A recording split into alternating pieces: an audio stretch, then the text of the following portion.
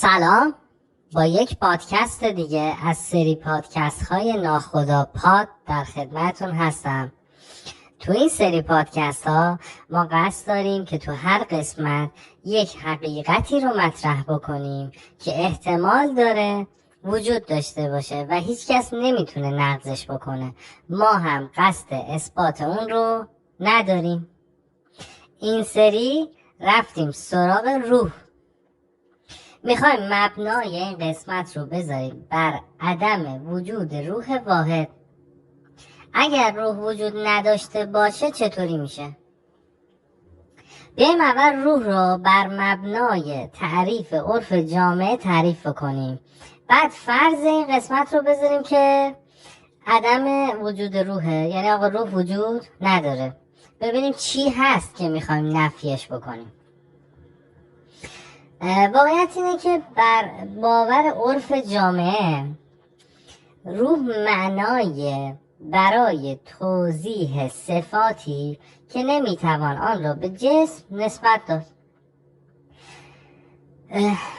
مثل جسم مادی ما فناپذیر نیستش و عواقب تمام اعمال رو به عهده میگیره. یعنی اصل ما روح ماست و او سکان کشتی زندگی ما رو تو دست گرفته. تمام اعمال و رفتار ما رو مدیریت میکنه و اگر خطایی باشد آن رو باید پاسخگو باشد. مثلا ببخشید اگر که ادبیات خیلی کتابی استفاده نمی کنم، علتش هم خیلی واضح تو قسمت قبلی گفتم. اونم اینه که من یه دست نوشته ای از قبل آماده میکنم که عنوان کار از دستم در نره، ولی سعی میکنم که جوری هم نباشه مخاطب خسته بشه. به خاطر همین مثل این جمله‌ای که میگم اگر خطایی باشد آن را باید پاسخگو باشد ممکنه پیش بیاد و شما اصل مطلب رو گوش کنید. از این گونه خطاهای من امیدوارم که بگذارید. خب بریم ادامهش. گفتیم که آقا زندگی ما در دست روحه و تمام اعمال و رفتار ما رو مدیریت میکنه. اگر هم خطایی باشه باید اون پاسخگو باشه و بعد از مرگ هم باقی میموند و در جایی که هنوز برای همگان مبهم است به حیات روحی خود ادامه میدهد. ببین این تعریف روح بود توی عرف جامعه. سعی کردم یک تعریف کلی بگم که اکثریت جوامع، اکثریت ذهنها توی هر اقلیتی، اکثریتی توی هر فرهنگی، مذهبی این براش صادق باشه. میتونه معانی مختلف دیگه هم داشته باشه ها اگه بخوام جزئی تر بررسی بکنیم، ولی این تعریفی که من گفتم از روح تقریبا میشه گفتش که تمامی کسایی که به روح اعتقاد دارن این صفات رو برای روح میپذیرن. خب حالا تصور کنیم روح نباشد،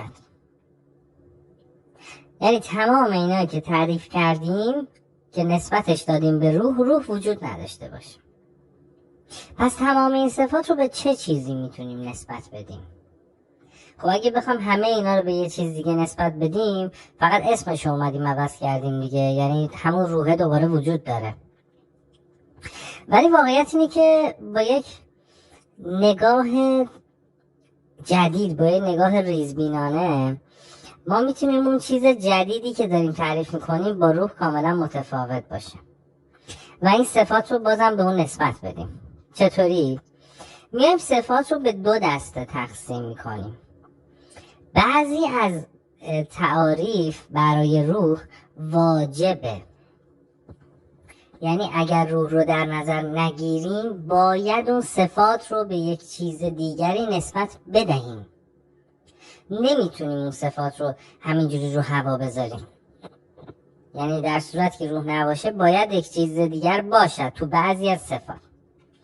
ولی بعضی از صفات، پس اومدیم ما صفاتش رو به دو دسته تقسیم کردیم. یکیش که باید باشد، دومین قسمت اینه که میتونه نباشه. یعنی لزومی بر وجود اون صفات برای روح وجود نداره. مثلا اینکه زندگی فناناپذیری داشته باشه، چه لزومی داره که ما یک قسمتی از وجودمون، قسمتی از شخصیتمون فناناپذیر باشه؟ اصلا لزومی بر این نیست. یا یکی دیگه از صفات اینه که نتیجه اعمال ما را بدهد. هیچ لزومی برای این وجود نداره. واقعیت اینه که اگر بخوایم خیلی ریزبینانه تر نگاه کنیم، اینه که دو نفر مثلا با هم یک چالشی دارن، جر و بحثی میکنن، یکی حق دیگری رو میخورد بر مبنای موقعیت اجتماعی که دارد، بر مبنای توانایی فیزیکی برتری که داره، یا هر چیز دیگه حق کسی رو میخوره و اون فردی که مظلوم واقع شده تو تصورش برای اینکه خیال خودش راحت کنه میگه آقا من اینجا نتونستم حق خودم رو بگیرم، پس جای دیگری وجود دارد که ایشون جواب پس بدهد. این دیدگاه یا این نظر باعث شده که ما بپذیریم که یک صفتی وجود دارد که نتیجه اعمال رو باید به اون نسبت بدیم. پس این میتونه نباشه اصلا لزوم. ما برای اینکه بعضی ما خودمون رو آروم بکنیم یک سری صفات رو درست میکنیم و به روح نسبت میدیم. میتونه اینجوری نباشه. یعنی لزومی برای اینکه نتیجه اعمالمون رو ببینیم یا بدهیم ندارد. دوم، فناناپذیر بودن.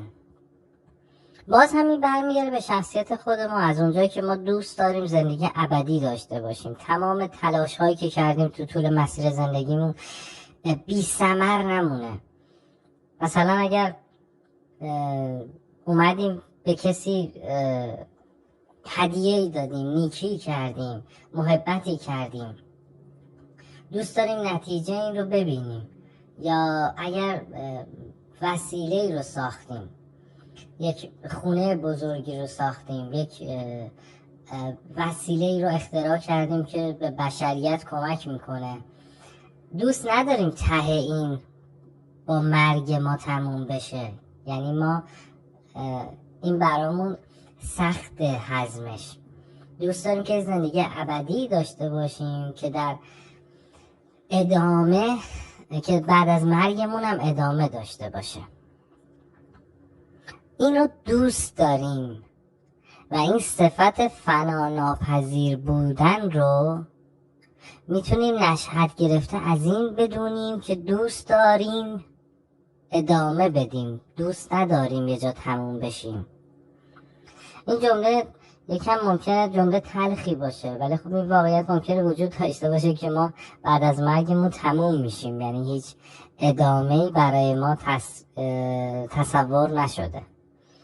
حالا پس یه جنبندی اگه داشته باشیم تا اینجا صحبتمون، ما اومدیم اول روح رو تعریف کردیم بر مبنای عرف آن چیزی که در جامعه هست و اکثریت آن کسانی که به روح اعتقاد دارن به اون صفات هم اعتقاد دارن.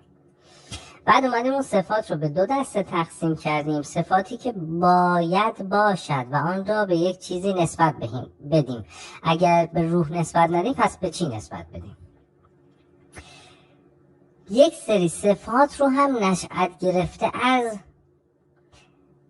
یک سری آرزوهای خودمون دونستیم که واجبم نیست، مثل فناناپذیر بودنمون، زندگی ابدی، نتیجه اعمال رو دیدن. اینها واجب نیست، چون آرزوش رو داریم پس این رو جزو صفات روح گذاشتیم. خب حالا بریم سراغ اون صفاتی که برای روح واجبه، یعنی اگر روح نباشه باید به یک چیز دیگری نسبت بدیم. اونم اینه که شخصیت اصلی ماه. یعنی وقتی اسم یک نفر، به طور مثال من اگر بخوام به همون بر اساس احتمالات برم جلو، محتمل ترین اسمی که تو دنیا وجود داره محمده. اگر بخوایم یک شخصی رو به اسم محمد تصور کنیم که یک زندگی داشته، الان مثلا 50 سالشه، این محمد بودنش، رفتارش که از یه جا نشأت میگیره، اون کجاست؟ شما نمیتونید رو نادیده بگیرین، مثل زندگی فناناپذیر بودن. مثلا اگر محمد رو تصور کنیم، محمد تو قلبشه، محمد درون ریشه، محمد تو شششه یا تو دست راستشه. مثلا اگر دست راست محمد رو قطع بکنیم، آیا شخصیت اون لطمه‌ای بهش وارد میشه یا رفتارش عوض میشه؟ شخصیت محمد از اون گونه‌ای که بوده تا الان عوض میشه؟ یا قلبش رو اگر مریض بشه و بیم قلبش رو عوض بکنیم، آیا شخصیت نفره که اهدا کرد اون قلب رو به اینشون داده میشه؟ یا به هر ترتیب دیگه. واقعیت اینه که این سوالا مطرح میشه برای اینکه به جواب درست برسیم. اونم اینه که شخصیت هر کس اگر بخوایم درست بررسی بکنیم، مجموعه یک شبکه عصبیه که شامل تعداد بسیاری از نورون‌های مغزی که شخصیت اون طرف رو شکل داده. ببینید این فرآیند کاملا محتمله که من تو این قسمت مطرحش کردم. یعنی هیچ کس نمیتونه این رو نقض بکنه. من نمیخوام اثباتش کنم، ولی هیچ کس هم نمیتونه این رو نقض بکنه. تمامی شخصیت ما، رفتار ما، اعمال ما ناشی از تجربیات و آموخته های ما در طی زندگی. بیایم یه مثال بزنیم. یه بچه رو تصور بکنید که تازه به دنیا آمده و هیچ وقت انار رو ندیده. اصلا میوه‌ای به شکل انار براش تعریف نشده است. وقتی اولین بار میاد با انار روبرو میشه، برای اینکه یک تصویری از اون انار و یک تجربه از اون انار داشته باشه، فقط با دیدن اون شکل یک سری نورون ها میان به هم با یک شکل خاصی اتصال پیدا میکنن و یک معنایی به اسم اون انار رو برای اون فرد توی ذهنش متصور میشه. خوب دقت بکنید، از ادامه گوش کردن خسته نشید، تازه جذاب شده. اگر بیاد اون انار رو ببره، حالا بزرگترش یا خودش به هر ترتیبی ببره و رنگ داخل اون رو ببینه، یک سری نورون‌های دیگری به اون شبکه قبلی اضافه میشن که میاد رنگ اون رو براش تصویر سازی میکنه. اگر بازش کنه، چینش اون دونه های انار میاد به اون تصویر قبلی اضافه میشه، یه سری نورون های جدید اضافه میشن. باز اون بویی که انار میده، اون بویی که استشمام میکنه، باز تعداد دیگه ای از نورون های عصبی به اون اضافه میشه. وقتی میچشتش، اون چشایی که داره، اون طعمی که به دست میاره از اون انار، باعث میشه که یک سری تعداد دیگه نورون به اون اضافه میشن و در نهایت بعد از خوردنش عواقبی که اون انار داره براش، لذتی که میبره بعد از اون حالت دفعی که باید انجام بده، همه اینا جمع میشه یک تجربه. و اگر دفعه بعدی اناری ببینه اون کودک، تمام اون خاطرات گذشته براش تداعی میشه. حالا اگر اون انار بعدی دونهاش قرمز نباشه، سفید باشه، دوباره تعداد نورون های دیگه‌ای به اون شبکه اضافه میشه که میگه آقا انار میتواند قرمز باشد یا سفید. حالا بیایم این مثال رو تعمیم بدیم تو کل زندگیم. من بهتون قول میدم با تعریف این مثال همه ما داشتیم به دوران کودکیمون برمیگشتیم و یک چیزی رو بر خودمون تصویر سازی میکردیم که تو ذهنمون هست. اولین چیزی که دیدیم، مثلا من خودم داشتم گوجه سبز رو برای خودم تصویر سازی میکردم، چون گوجه سبز رو من مثلا تو 4-5 سالگی اولین بار دیدم. شاید قبلش هم دیده بودم، ولی این تصویری که تو ذهنمه اینه که اولین بار اونجا دیدمش و این نورون ها شکل گرفت. من وقتی داشتم راجع به انار صحبت می‌کردم، دقیقاً اون گوجه سبز و اون خاطره‌ای که با گوجه سبز آشنا شدم اومد تو ذهنم، که من همیشه تصور می‌کردم یک سیبیه که هنوز نرسیده، هنوز بزرگ نشده. وقتی خوردم دیدم نه، اگه هسته‌ای داره و اصلا طعمش با سیب متفاوته. خب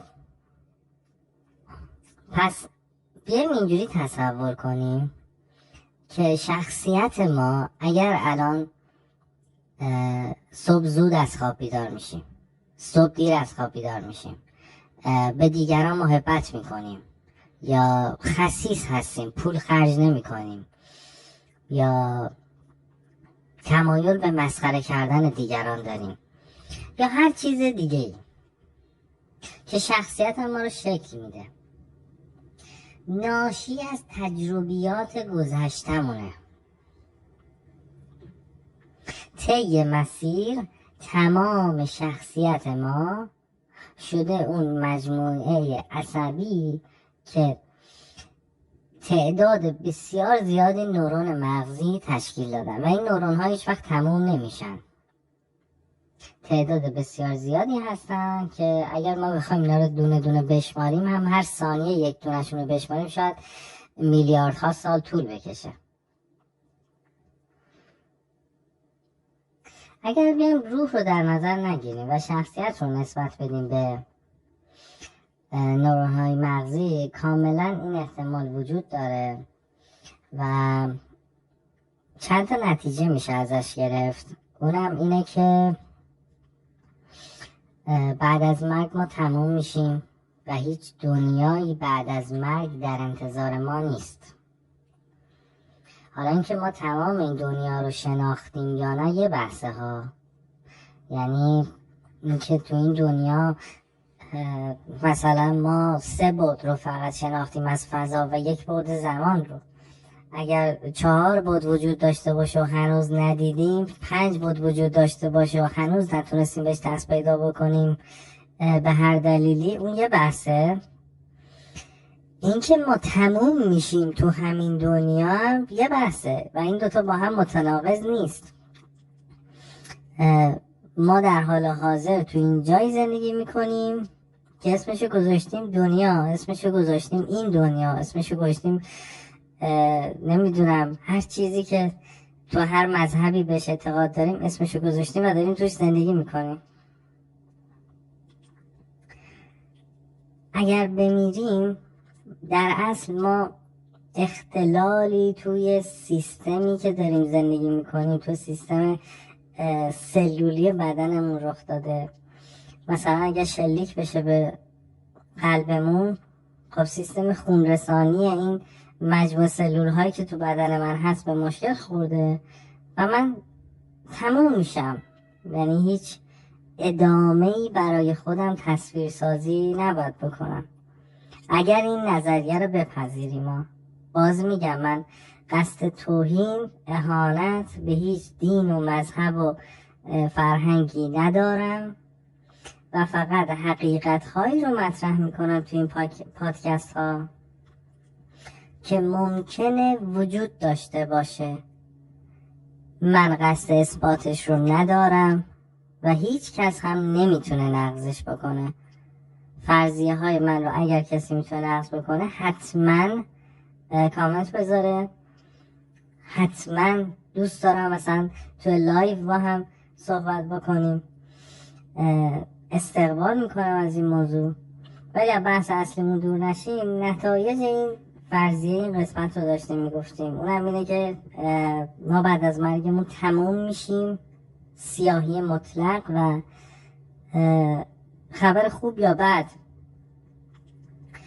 ادامه‌ای برامون تصویرسازی نشده.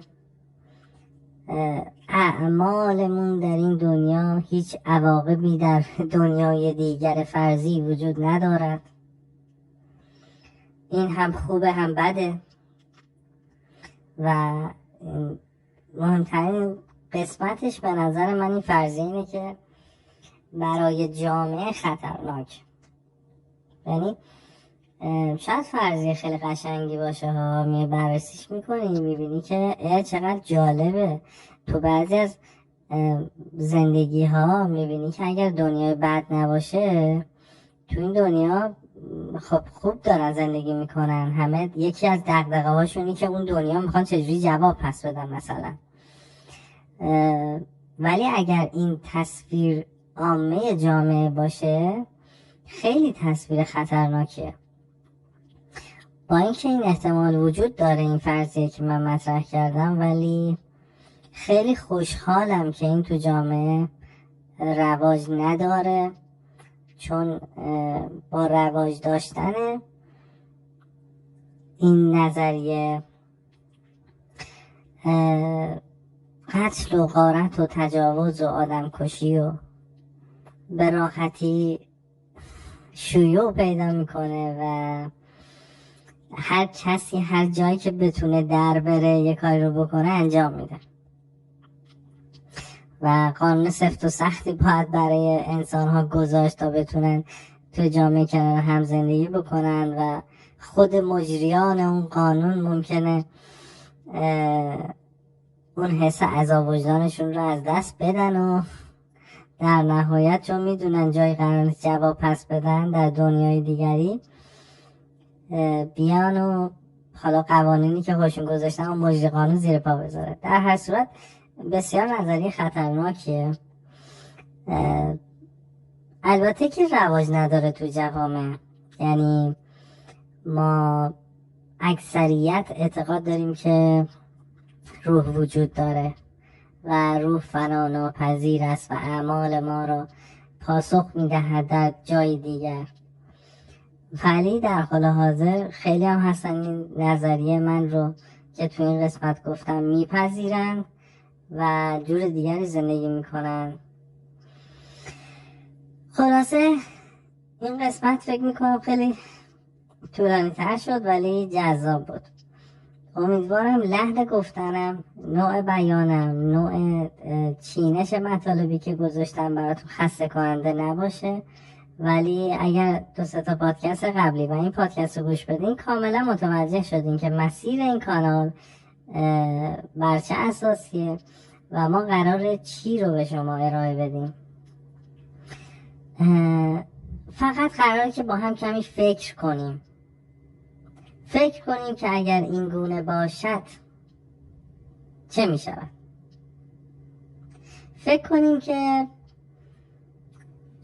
تمام جوانب، تمامشو که نمیتونیم بگیم، اکثریت اتفاقاتی که ممکنه، حقایقی که ممکنه افتاده باشه، پس نتیجهش چیه؟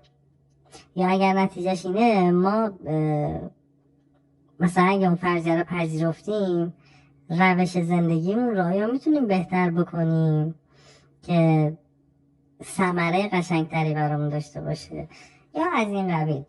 خلاصه هیچ نیت خاصی این کانال ندارم، فقط دوست دارم که دوره هم عقایدمون رو با هم یه شیر بکنیم. دوستتون دارم، خوشحال میشم که لایک بکنید، نظر بذارین، انرژی بدین و همراه هم باشین.